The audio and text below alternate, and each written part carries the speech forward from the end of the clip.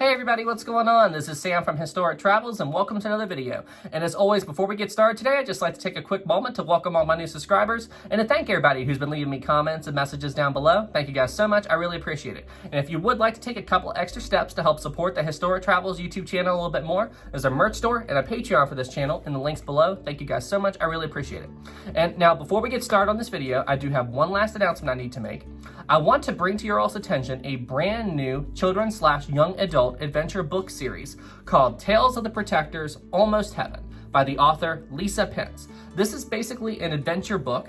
Think of it kind of like the Chronicles of Narnia series by C.S. Lewis, where these kids undertake a huge adventure. It's got portals, other dimensions in it. It's basically a big adventure book. Anyway, Lisa Pence is a new and up-and-coming author, and I highly recommend you check out her book. There will be a link to purchase this book in the description below. And in case you all noticed the name Lisa Pence, and if you guys take a look at this picture, this is the author. And in case y'all are wondering, how do I know her? Well, we may or may not be related. She's my mother. Shh. But yeah, it's an adventure book that she wrote. It's really cool. And this book is currently out, and she has another book getting ready to come out in the same series called Tales of the Protectors, The Elephant Path, which will be really cool, and you can pre-order this book right now. But yeah, I encourage you guys to go and check out her book. The link is in the description. Thank you guys so much. I really appreciate it. All right, everybody. Well, hey, on that note, let's get into today's topic. Now, for today's video, we're going to be discussing a topic that you guys have been asking me to cover for a very long time. We're going to be talking about the sinking of a ship known as the Doña Paz. Now, when the Doña Paz went down, the sinking of this ship was basically the worst peacetime maritime disaster in history. Now, this shouldn't be confused with the absolute worst maritime disaster in history. That was the sinking of the Wilhelm Gustloff, which went down during World War II. Now, the sinking of the Wilhelm Gustloff, it was basically an act of war that sunk that ship. However, with the Doña Paz, it was just a horrible accident that led to the sinking of this ship, hence the term worst peacetime maritime disaster in history. So, without any further ado, let's get into this topic and explain what happened to the Doña Paz and explain what happened to this ship to make it known as the worst peacetime maritime disaster in history. The Doña Paz was a passenger ferry that operated and sailed in the Philippine Islands. This ship was operated by a company called the Sulpico Lines, and it had a very long career in sailing routes all around the Philippine Islands, until one day, on December 20th, 1987, that all that changed. However, during this particular voyage on board the passenger ferry Doña Paz, the ship was struck by a massive oil tanker vessel known as the Vector. Now, upon impact, both vessels immediately burst into flames, causing both ships to sink with a great loss of life. Why did this happen to the Doña Paz and the Vector? And what caused the loss of life between these two vessels to be the worst in peacetime maritime history? Well, to put it simply, incompetence between both crews on board the Doña Paz and on the oil tanker. Both of these crews would end up making horrible mistakes that night that ultimately led to the collision and to the great loss of life. So what am I talking about here? Well, you'll soon find out. So join me as we now tell the story of the Doña Paz. The story of the Doña Paz's final voyage begins on December 20th, 1987. Now, this time of year was an especially busy time for the Doña Paz because there was a lot of families that wanted to travel home for Christmas. On this particular voyage, the Doña Paz, which has a maximum carrying capacity of 1,500 people, was booked to capacity. The ship was completely sold out for this particular voyage on December 20th, 1987. The Doña Paz was due to depart Leyte, and then it was going to take a very short voyage that would take it all around the Philippine Islands until the next day when the vessel would arrive in the city of Manila. Overall, this whole voyage should take roughly 24 hours, meaning that everybody who boarded the Doña Paz would have to spend one evening on board the vessel. Now, one very important thing to keep in mind about the Doña Paz, this was not a luxury vessel by any definition. This was just a very basic ferry designed to get people from point A to point B in as quick a time as possible. And honestly, the families who booked passage on board the Doña Paz, they didn't even have their own staterooms. From what I understand, everybody who booked passage on board the Doña Paz essentially had a cot. So each person that was on board the ship and had a ticket, they were basically assigned a bed, and that's where they would sleep throughout their voyage. Now, granted, it was a very short voyage, but that should just tell you about the conditions on board this ship. It wasn't a luxury ship, it was just a means of transportation. Now, the problems for the Doña Paz started before the ship even left port. Remember how earlier in this video I told you that the vessel had a maximum carrying capacity of 1,500 people? Well, those who would survive the disaster later said that this vessel was way too crowded to have just 1,500 people on board.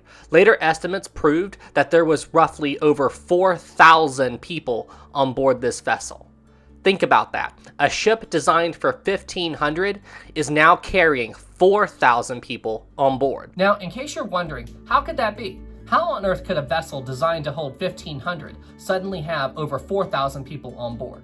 Well, in my research, it seems that the crew of the Doña Paz really didn't care that much as to how many people were on board. You see, where Christmas was quickly approaching, it seems that the crew of the Doña Paz wanted to maximize profits as much as possible, so they began selling illegal tickets to sail on the Doña Paz. Now, according to the ship's manifest, they only kept track of the 1,500 people on board the ship that bought tickets the official way. Those were the only people noted in the ship's log as actually being on board the vessel. The people who bought tickets illegally and were on the ship, there is no record that they were ever on board. This is how the Doña Paz was cleared to sail because, according to the ship's record, they only had the carrying capacity, 1,500 souls. However, we now know much later that it was a much greater number than that. Over 4,000 were on board the vessel. But yep, once the 4,000 or so people finally made it on board the Doña Paz, the ship weighed anchor and departed for its voyage. Now, if you want to know something else that's pretty crazy about the Doña Paz, officially, the ship made radio contact with land as it was departing. However, upon further analysis, it seems that the Doña Paz did not have a working radio on board. Yes, you heard me right. In 1987, there was a passenger ferry sailing in the ocean, and it did not have a working radio on board. Now, as you can imagine, being on board the Doña Paz during this voyage really wasn't that pleasant of an experience for everybody on board. I mean, remember how earlier in this video I said that if you bought a ticket the official way, you basically only had a bed to call your own on board this ship, you didn't have your own room? Well, if you bought a ticket unofficially, you didn't even have a bed on board the ship. You were literally stuck sleeping on the floor. And the vessel was so overcrowded that people really didn't even have room on board the ship to lay down on the floor to try to sleep. The ship was so overcrowded that you couldn't take 2 steps on board it without tripping or bumping into someone. The Doña Paz was that full. Now, I can already hear you asking, what about food on board the Doña Paz? Did the crew of the ship try to feed the people on board? Well, I have something to say about that. Well, the crew on board the Doña Paz basically had no system in place in order to help people get properly fed on board this vessel. Whenever meals were served, it was basically a fight amongst you and all the other passengers to try to get a meal on board this ship. So that means if you were sickly, elderly, or just not able to fight the crowds, you weren't going to get fed on board the Doña Paz. So yeah, as you can see, the conditions on board the Doña Paz were absolutely horrible. I would even call it inhumane. I mean, I honestly cannot believe a vessel was at sea with these kind of conditions on board. Now, in case you're wondering, what about the captain of the Doña Paz? What about the officers and crew? Were they suffering just like all the passengers on board the ship were? Well, no. It appears, and we don't know for certain because no bridge officers or crew would survive the later disaster, but it appears that based on accounts from several surviving passengers of the Doña Paz, that while all of this was going on, the captain and crew were actually having their own little private party in the captain's private quarters on board the Doña Paz. So they were all in there celebrating, partying, having fun, drinking, watching TV, whatever, while all the passengers on board the Doña Paz were literally suffering through these horrible, inhumane conditions. Now, despite the horrendous conditions on board the Doña Paz, for the first few hours of the voyage, everything proceeded like normal. The ship departed around 6:30 p.m., and everything was continuing smoothly on board the Doña Paz. However, all that changed around 10:30 p.m. As the passengers on board the Doña Paz were getting ready to go to bed, something happened that would change the lives of everybody on board the ship forever. A cargo ship called the Vector was spotted not too far from the Doña Paz and heading in the general direction of the vessel. Now, what the people on the Doña Paz didn't realize was that this cargo ship, the Vector, was an oil tanker, and it was loaded with over 8,000 barrels of gasoline and kerosene. Basically, this vessel was one giant fireball waiting to happen if a disaster should unfold. Now, if you think things were bad on board the Doña Paz, wait until I tell you about the cargo ship Vector. You see, as I was researching this ship, I discovered that the Vector was in horrible, horrible condition, and it had no business sailing the waters of the Philippines that night. What I discovered was the Vector had actually been operating without a license, meaning the ship was not cleared to sail, period, and it definitely wasn't cleared to be carrying the cargo that it was. I also discovered testimony by one of the Vector's crew members who said that the ship's steering mechanism was in horrible condition. He said basically if he was working on the bridge and he was ordered to turn the ship to starboard or port, it basically took 2 men using all their strength to turn the ship's wheel enough to have the Vector turn to either starboard or port. 1 man alone could not turn the ship. I mean, just wrap your head around that. I can't even imagine that. Oh yeah, and the icing on the cake, the Vector also didn't have a radio on board, meaning that it had no way to communicate with the Doña Paz. And if the Doña Paz didn't notice the Vector, the Doña Paz would have no way to communicate with it either, since both vessels didn't have a radio. I honestly have no words to describe that. I mean, I can't even wrap my head around the fact that in 1987, there were 2 ships out in the Philippines without a radio. Now, you'll have to pardon me a little bit here because we do not have a complete picture as to everything that happened on board the Vector that night. You see, the only surviving members of the Vector's crew were not on board the bridge at the time of the accident, so we don't know exactly what happened on board the Vector. However, based on surviving testimony, it seems that the Vector was doing these weird zigzag patterns in the water that night as the ship was heading towards the Doña Paz, and this would most likely be because of the ship's faulty steering mechanism. This would cause the ship to basically sway in the water as the crew struggled to navigate it. And it was basically for this reason that the Vector ended up heading straight for the Doña Paz as the crew tried to navigate the Vector around the vessel. Now, in case you're wondering as to why the crew on board the Doña Paz didn't try to avoid the Vector, well, we don't really know, because it appears that at the time of the accident, there was only 1 crew member on the bridge of the Doña Paz actually working to navigate the vessel. Now, here's the thing to remember though. We don't have a complete picture as to everything that happened on board the Doña Paz that night, because no crew members of the Doña Paz would end up surviving the upcoming disaster. The only thing we can go off of is the testimony from the passengers who would survive based on their accounts on what they said they saw. So we don't have a complete picture. It appears though that there was only 1 crew member on the bridge, and all the other members of the Doña Paz's crew were off having that party with the captain that I spoke of earlier.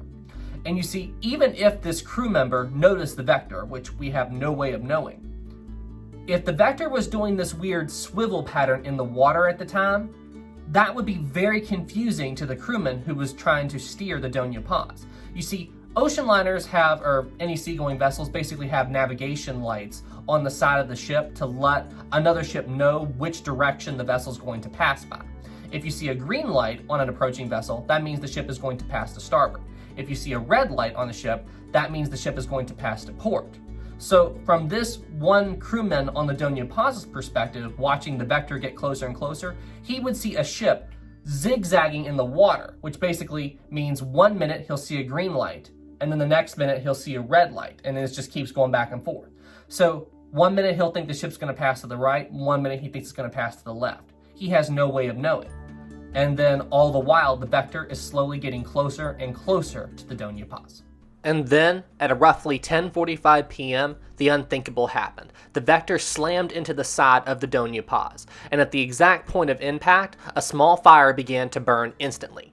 Now, the passengers on board the Doña Paz, during the initial impact, they would have all just been startled awake. They all would have been flung forward, they would have been knocked over a little bit, not realizing the extent of what had happened. And then only about a minute later, they noticed a fire beginning to burn on the deck of the Doña Paz. Now, just after impact, all of the very flammable cargo on board the Vector began to leak into the ocean. So that means all the oil, all the gas, all of that stuff began to spill into the sea. But for the moment, nothing happened with that. However, on board the Vector and the Doña Paz, the fire began to spread rapidly. So while all the passengers on board the Doña Paz were trying to figure out what was going on, they look forward and they just see this massive fireball hurtling right towards them. And you see, what made this even worse is that at the point of impact, the Vector had actually damaged the compartment of the Doña Paz that housed all the ship's engines, electricals, all that stuff. So it seems that all the fuel on board the Doña Paz ignited not long after the fire started. The fire basically started to spread rapidly through both vessels. and the passengers on board the ship had no way of knowing what to do. The crew wasn't doing anything, they weren't getting the lifeboats ready.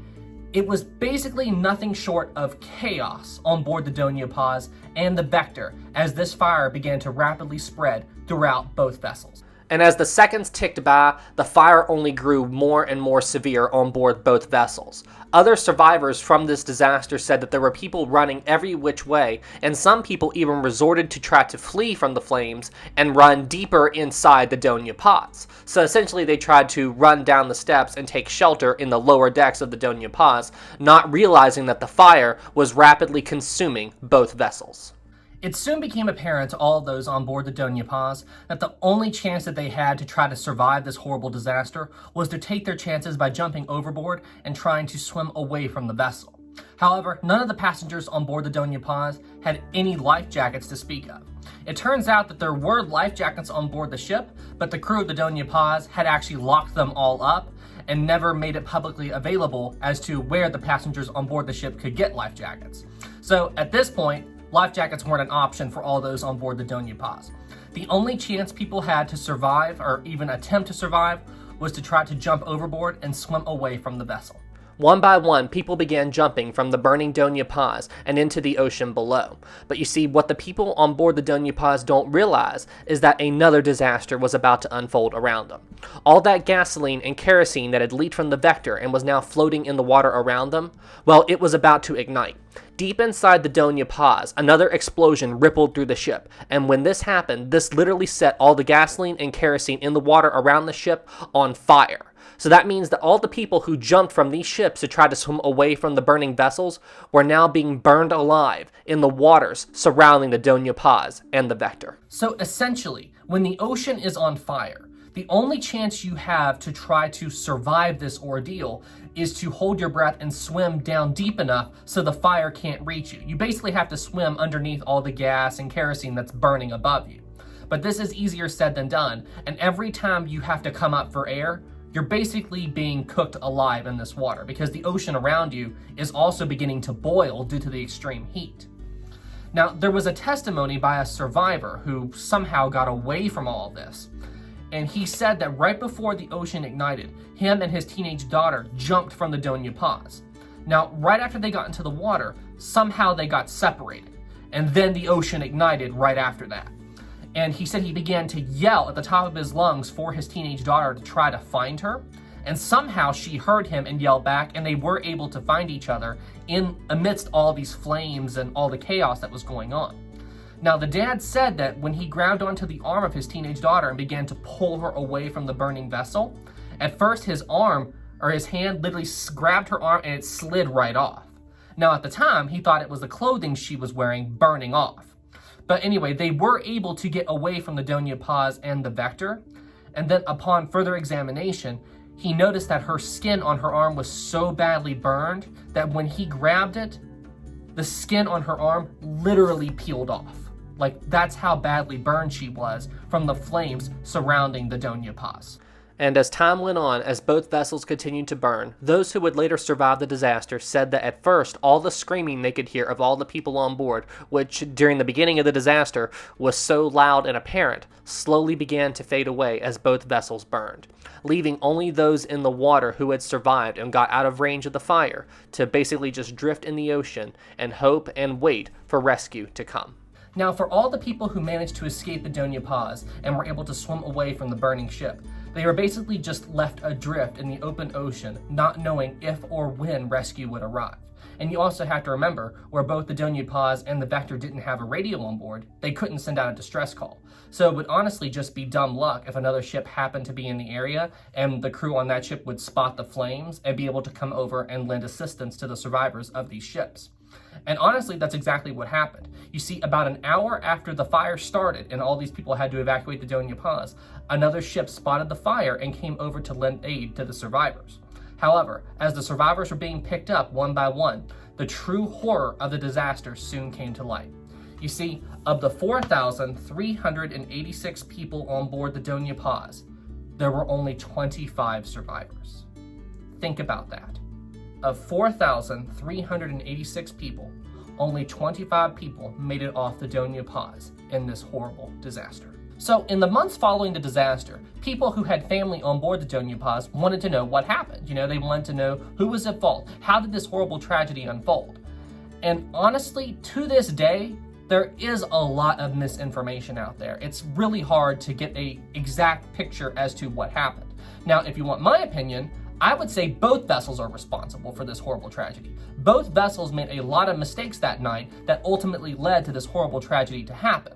Now, it was the Vector's fault for hitting the Doña Paz. I get that. But the Doña Paz made a lot of mistakes too, because, for example, if all of the crew had been on the bridge of the Doña Paz that night, it's quite possible they would have been able to avoid this other ship so the Vector wouldn't have hit them at all. And also, the Doña Paz shouldn't have had anywhere near that number of people on board. That was all the Doña Paz's fault. But however, the Vector also had the faulty steering mechanism. The ship wasn't licensed to carry cargo. It shouldn't have been out there at all. So yeah, both vessels were at fault. However, I do think majority of the blame does go to the Vector, because that is the ship that hit the Doña Paz. The Doña Paz did not hit the Vector. Alright everybody, well hey, I think I'm going to wrap up the video here, but before I say goodbye, I do have one last thing I need to say on this topic. You see, in the official investigation into the Doña Paz disaster, the Vector was ultimately blamed for the entire thing. However, while I do agree that the Vector is mostly responsible, we still can't forget the role that the Doña Paz played that night, because the Doña Paz made a lot of mistakes that night that led to this disaster unfolding as well. However, the company that owned the Doña Paz refused to take any accountability for this disaster at all. They took none. And you see, during the investigation, they refused to acknowledge that they had put 4,000 people on this ship. Throughout the entire investigation, they claimed that there was only 1,500 on board the ship, which we know is a bald-faced lie. It is a lie, plain and simple. This is just the company trying to get out of any accountability that they had in the disaster. Now, what makes this even worse is the eventual settlement that came for the families of the victims of the Doña Paz. You see, the company who owned the ship ultimately agreed to pay the families of the victims $500 per person lost in the disaster. However, the people who were sold tickets illegally, they got nothing. The company refused to acknowledge the families of the victims of the 4,000 people on board who did not have official tickets on board the Doña Paz, even though that company did more or less sell it to them, just through unofficial means. This was just the company trying to deny all accountability that they had in this horrible disaster, and ultimately the company that owned the Doña Paz would be cleared of all accountability in the worst peacetime maritime disaster in history.